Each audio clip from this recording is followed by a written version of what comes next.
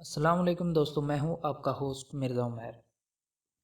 دوستو، پہلے ہم نے منگول سلطنت کا پارٹ 1 بنا کر اپلوڈ کر دیا ہے۔ امید کرتا ہوں کہ آپ نے اس کو لازمی سنا ہوگا۔ اگر نہیں سنا تو میرے چینل دشت جنون پر جا کر آپ اس ویڈیو کو دیکھ سکتے ہیں۔ اس کا لنک میں اس ویڈیو کے ڈسکرپشن میں دے دوں گا۔ یورپ پر منگولوں کے حملے کے بارے میں ہم اس ویڈیو پر بات کریں گے، اور اسی میں ہم بتائیں گے کہ منگولوں کے زوال کا کیا سبب بنا۔ ویڈیو شروع کرنے سے پہلے میری آپ سے گزارش ہے کہ میرے چینل دشت جنون کو سبسکرائب کرنا مت بھولیں۔ تو بات کرتے ہیں یورپ پر منگولوں کے حملے کے بارے میں۔ سن 1632 میں 1.5 لاکھ منگول جنگجو یورپ کی طرف بڑھنے لگے۔ سب سے پہلے انہوں نے دریائے وولگا کے علاقے پر حملہ کیا، پھر انہوں نے دیگر روسی شہروں پر چڑھائی کی۔ مثال کے طور پر انہوں نے شہر کی ایکو راکھ کر دی۔ اس کے بعد منگولوں نے پیشکش کی کہ اگر انہیں روسی شہروں میں موجودہ تمام مال کا 10واں حصہ دیا جائے تو وہ ان کو تباہ نہیں کریں گے، لیکن روسیوں نے لڑنے کا فیصلہ کیا۔ لہٰذا منگولوں نے پتھر پھینکنے والی مشینوں کے ذریعے ان شہروں پر پتھر، جلتا ہوا شعلہ اور مٹی کا تیل برسایا۔ جب ایک شہر کی دیوار گر جاتی تو منگول اس کے باشندوں میں اس حد تک خون ریزی کرتے کہ تقریباً کوئی شخص زندہ نہیں بچتا۔ منگول لشکر پولینڈ اور ہنگری میں تباہی مچاتے ہوئے اس علاقے کی سرحد پر پہنچے جو آج جرمنی کہلاتا ہے۔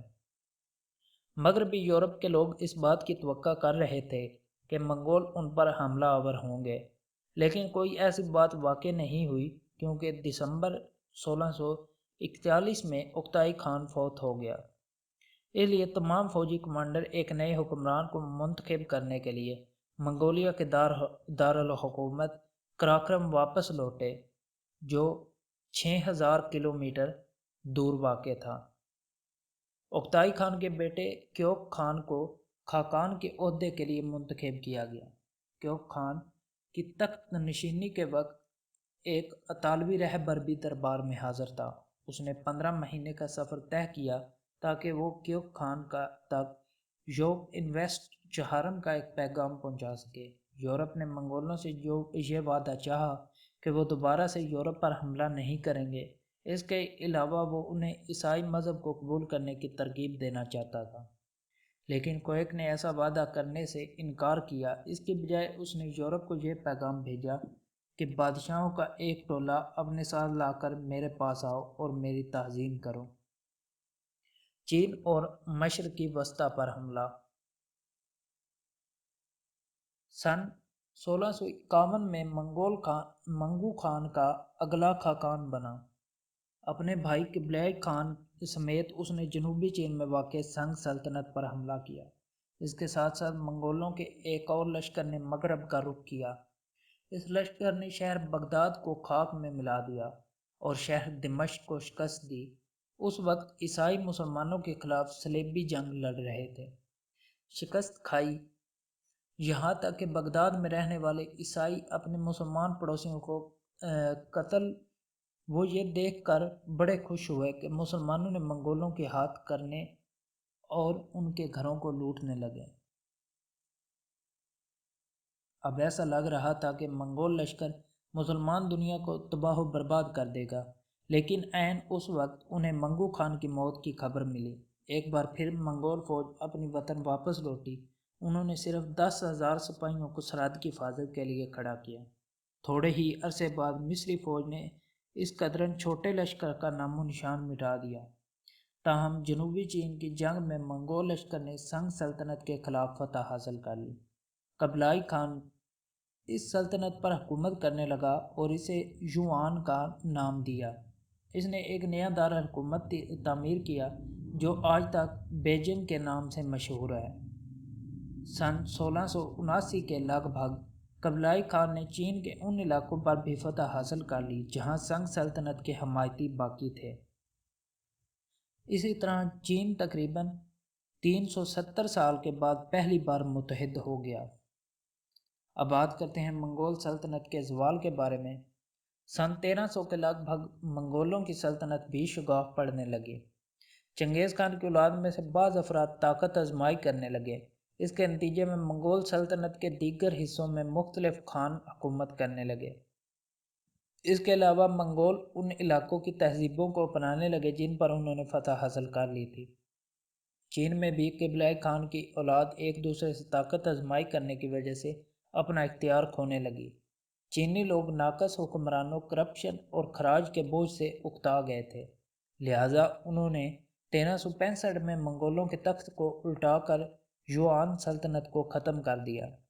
ایشیا اور یورپ پر منگول ایک آندھی کی طرح آئے، تھوڑے ہی عرصے کے لیے زوروں پر رہے اور پھر آندھی کی طرح جلد تھم گئے۔ اس کے باوجود منگولوں نے ایشیا اور یورپ کے نقشے پر اپنا نشان چھوڑ دیا۔ در حقیقت آج بھی منگولیا میں چنگیز خان کو وبائے قوم خیال کیا جاتا ہے۔ بات کرتے ہیں منگولوں کی تجارت کے بارے میں۔ قبلۂ خان نے یوان سلطنت کو وجود دیا۔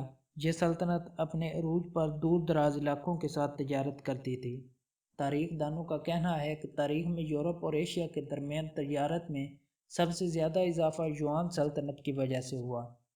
یہ وہ زمانہ بھی تھا جب اطالوی مسافر مارکو پولو نے چین تک اس زمانے میں عرب، فارس، انڈیا اور یورپ سے تاجر یا تو خشکی کے راستے یا پھر سمندر کے ذریعے چین کا سفر کرتے تھے۔ وہ گھوڑوں، قالینوں پر سفر کیا کرتے، جواہرات اور مصالحوں کے بدلے باریک ظروف، لاکھ کے کام کے فرنیچر اور ریشم کی تجارت کرتے تھے۔ مارکو پولو کے سفر نامے کو پڑھنے کے بعد کرسٹوفر کولمبس منگول سلطنت کے ساتھ دوبارہ سے تجارت شروع کرنا چاہتا تھا، اس لیے وہ 1492 میں منگول کے ملک کی تلاشی میں یورپ سے مغرب کی طرف روانہ ہوا۔ البتہ اسے یہ معلوم نہیں تھا کہ سلطنت کا وجود ایک صدی پہلے ختم ہو چکا تھا۔ اس کے زوال کی خبر اس لیے یورپ تک نہیں پہنچی تھی کیونکہ مسلمانوں نے یورپ سے مشرق کی طرف جانے والی تمام شاہراہوں کو بند کر دیا تھا۔ منگول دوسرے مذاہب کا احترام کرتے تھے۔ منگولوں کے مذہب کے مطابق ہر چیز کی ایک روح ہوتی ہے جسے راضی رکھنے کی کوشش کی جانی چاہیے، لیکن منگول دوسرے مذاہب کا بھی احترام کرتے تھے۔ منگولوں کی تاریخ بارے میں ایک کتاب میں لکھا ہے کہ جب یورپی لوگ منگولیا کے دارالحکومت قراقرم پہنچے تو وہ یہ دیکھ کر حیران رہ گئے کہ وہاں چرچ، مسجدیں اور مندر ساتھ ساتھ بنے ہیں۔ منگولوں کا ایسے عیسائیوں سے بھی واسطہ پڑا جو بازنطینی چرچ کے ایک فرقے نسٹوریوں سے تعلق رکھتے تھے۔ اس فرقے کی تبلیغ کی وجہ سے ایشیا کے ترک قبیلوں میں بہت سے لوگ عیسائی بن گئے تھے۔ منگولوں کو ان قبیلوں کے ساتھ بھی تعلقات تھے، یہاں تک کہ ان قبیلوں میں سے کئی عیسائی عورتوں نے منگولوں کے شاہی خاندان کے چند اراکین سے شادی کر لی۔ آج کل منگولیا کے لوگ طرح طرح کے مذاہب سے تعلق رکھتے ہیں۔ کل آبادی میں سے تقریباً 30% اپنے پردادا کے پرانے مذہب پر چلتے ہیں، 23% بدھ مت سے تعلق رکھتے ہیں اور 5% مسلمان ہیں۔ آبادی کا باقی حصہ کسی بھی مذہب سے تعلق نہیں رکھتا۔ امید کرتا ہوں کہ آپ کو یہ ویڈیو پسند آئے گی۔ اس کو لائک، شیئر اور سبسکرائب کرنا مت بھولیں۔ اللہ نگہبان۔